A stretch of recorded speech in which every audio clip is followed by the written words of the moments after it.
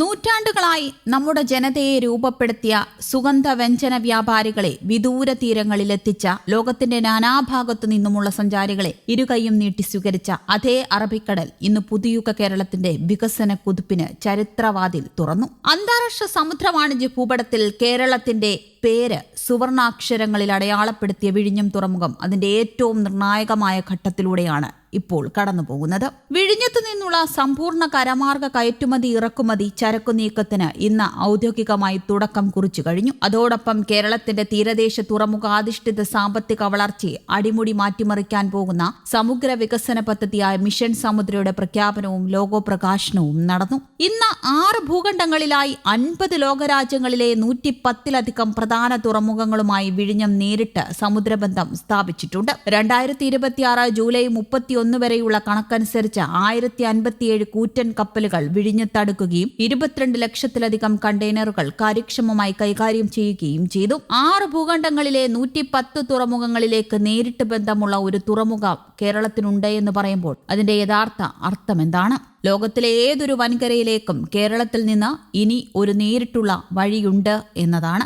ഇക്കാലം അത്രയും ആ വഴി ഉപയോഗിച്ചത് മറ്റുള്ളവരുടെ ചരക്കുകളായിരുന്നു. നാം കൈകാര്യം ചെയ്ത കണ്ടെയ്നറുകളിൽ 60% ഇതര രാജ്യങ്ങളുടെ ട്രാൻസ്ഷിപ്മെന്റുകളായിരുന്നു. അതായത് നാം തുറമുഖം നിർമ്മിച്ചു, ലോകം അതിനൊരു യാത്രാ ഇടത്താവളമായി ഉപയോഗിച്ച് ഫീസ് നൽകി കടന്നുപോയി.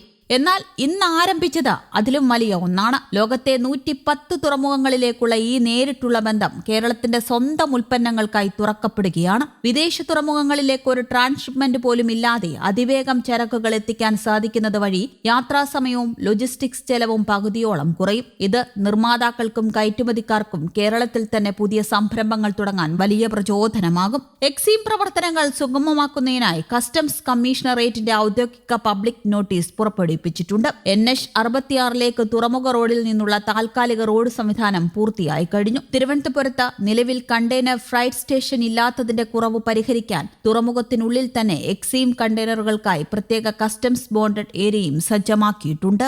നമ്മുടെ കരുത്ത് 3 നെടുംതൂണുകളാണ്. വിഴിഞ്ഞത്തിന്റെ ആഗോള അവസരത്തെ പൂർണ്ണമായി പ്രയോജനപ്പെടുത്താൻ കേരളത്തിന് 3 സവിശേഷതമായ ആഭ്യന്തര കരുത്തുകളുണ്ട്. ഉന്നത മാനവശേഷി. 94% സാക്ഷരതയും ഇന്ത്യയിലെ ഏറ്റവും ഉയർന്ന മാനവ വികസന സൂചികയുമുള്ള നമ്മുടെ പ്രബുദ്ധ ജനതയാണ് ഏറ്റവും വലിയ കരുത്ത്. Electronics and semi conductor mission, AI mission, future tech mission എന്നിവയിലൂടെ നാം വികസിപ്പിച്ചെടുക്കുന്ന ഹൈടെക് വൈദഗ്ധ്യവും ബാലരാമപുരത്തിന്റെ കൈത്തറി പാരമ്പര്യം പോലുള്ള പരമ്പരാഗത കരകൗശല നൈപുണ്യവും ഒരുപോലെ ആധുനിക കയറ്റുമതി കരുത്താകും. വികസിക്കുന്ന ലോജിസ്റ്റിക്സ് ശൃംഖല. NH 66, NH 544 നിർമ്മാണത്തിലുള്ള ഔട്ടർ റിംഗ് റോഡ്, ദേശീയ ജലപാത 3, ഉൾനാടൻ ജലപാതകൾ എന്നിവ ഇതിനോടകം രൂപപ്പെട്ടു കഴിഞ്ഞു. ഇന്ത്യയുടെ പ്രധാന തീരപ്രദേശത്തിന്റെ 11% വരുന്ന കേരളത്തിൽ വിഴിഞ്ഞത്തോടൊപ്പം 17 മൈനർ തുറമുഖങ്ങളും ചേരുന്ന ഒരു സമഗ്ര ഗതാഗത ശൃംഖല യാഥാർത്ഥ്യമാകുകയാണ്. വ്യവസായിക ആവാസ വ്യവസ്ഥ. പൂർണ്ണശേഷിയിൽ പ്രവർത്തിക്കുന്ന കിൻഫ്ര പാർക്കുകൾ, semiconductor, robotics, aerospace, high tech നിർമ്മാണ ചട്ടക്കൂട്. ഇന്ത്യൻ IT കയറ്റുമതിയുടെ 10%, 5 ലക്ഷം തൊഴിലവസരങ്ങളും ലക്ഷ്യമിടുന്ന IT നയം എന്നിവ സംസ്ഥാനത്തുണ്ട്. ഇവയെ വിഴിഞ്ഞത്തിന്റെ സാമീപ്യവുമായി ബന്ധിപ്പിക്കുക മാത്രമാണ് ഇനി വേണ്ടത്. ഇന്ത്യയുടെ സമുദ്രോൽപ്പന്ന കയറ്റുമതി $8.4 ബില്യൺ കടന്നിരിക്കുന്നു. 2030 $30 ബില്യൺ എന്ന ലക്ഷ്യത്തിലേക്കാണ് രാജ്യം നീങ്ങുന്നത്. കേരളത്തിന്റെ മൂല്യവർദ്ധിത സമുദ്രോൽപ്പന്ന കയറ്റുമതി 2074 കോടിയാണ്. മത്സ്യത്തൊഴിലാളി സഹകരണ സംഘങ്ങൾ മുഖേന പ്രവർത്തിക്കുന്ന അത്യാധുനിക സമുദ്രോൽപ്പന്ന പാർക്ക് വിഴിഞ്ഞത്ത് വിഭാവനം ചെയ്യുന്നുണ്ട്. ഈ അഭൂതപൂർവമായ വളർച്ചയുടെ ഗുണഫലം തുറമുഖം സാധ്യമാക്കിയ തീരദേശ ജനതയിലേക്ക് നേരിട്ടെത്തിക്കാനാണ് സംസ്ഥാന വ്യാപക മുന്നേറ്റം. കൊല്ലം, തിരുവനന്തപുരം മേഖലയിൽ കശുവണ്ടി വ്യവസായത്തിന് പുതിയ ഊർജം ലഭിക്കും. കൊച്ചിയിൽ പെട്രോകെമിക്കൽ മേഖലയ്ക്കും പാലക്കാട് അഗ്രോ പ്രോസസിംഗ് ആയുർവേദ മേഖലകൾക്കും വിഴിഞ്ഞം കൂടുതൽ മികച്ച കയറ്റുമതി വഴി തുറക്കും. ആദ്യ വർഷം ഏകദേശം 45 പുതിയ വ്യാവസായിക യൂണിറ്റുകളോടെ തുടങ്ങി. 2040 1500-ലധികം യൂണിറ്റുകളിലേക്കും ഭൂവിനിയോഗം 20 ഹെക്ടറിൽ നിന്ന് 420-ലധികം ഹെക്ടറിലേക്കും വ്യാപിപ്പിക്കാനാണ് സർക്കാർ ലക്ഷ്യമിടുന്നത്.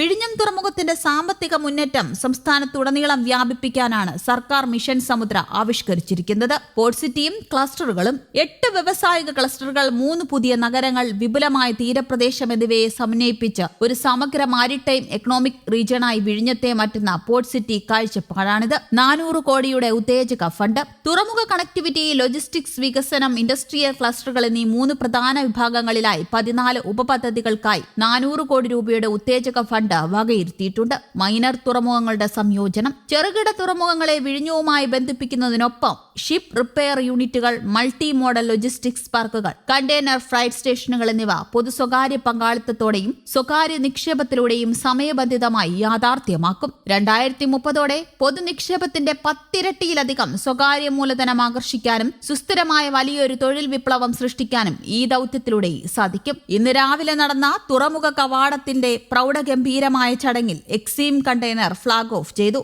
ഇതോടുകൂടി 6 ഭൂഖണ്ഡങ്ങളിലേക്കുള്ള വലിയൊരു വാതിൽ തുറന്നു കഴിഞ്ഞു. ഇനി ആ വാതിലിലൂടെ ലോകമെമ്പാടും കടന്നു പോകേണ്ടത് കേരളത്തിന്റെ സ്വന്തം വിയർപ്പും വൈദഗ്ധ്യവും ഉൽപ്പന്നങ്ങളുമാണ്. News desk, Kerala Kaumudi.